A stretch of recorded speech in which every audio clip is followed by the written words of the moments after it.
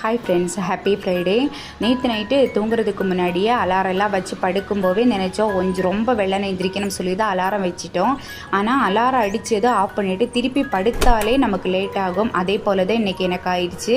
இருந்தாலும் எந்திரிச்சு வேகமாக குளித்து வாசல் தெளித்து கோலமெல்லாம் போட்டுட்டு படிபூஜையெல்லாம் பண்ணிட்டு அதுக்கப்புறம் குலதெய்வ செம்பில் தண்ணியெல்லாம் மாற்றி பூவெல்லாம் வச்சு முருகருக்கு பூவெல்லாம் வச்சு அலங்காரம் பண்ணி ஷட்கோண தீபத்தில் மூணாவது விளக்கு தான் இன்றைக்கி வச்சுருக்கோம்.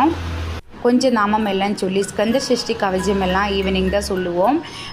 கொஞ்சம் நாமம் எல்லாம் சொல்லிவிட்டு அதுக்கப்புறம் இன்றைக்கி இந்த நைவேத்தியமாக தேன் தான் வச்சுருக்கோம் முருகருக்கு. இன்றைக்கி முருகருக்கு தேவைப்பட்ட பூ மட்டும்தான் இருந்துச்சு. பூ மார்க்கெட்டுக்கு வேறு போனோன்னு அப்போவே ஐடியா வச்சுருந்தோம்.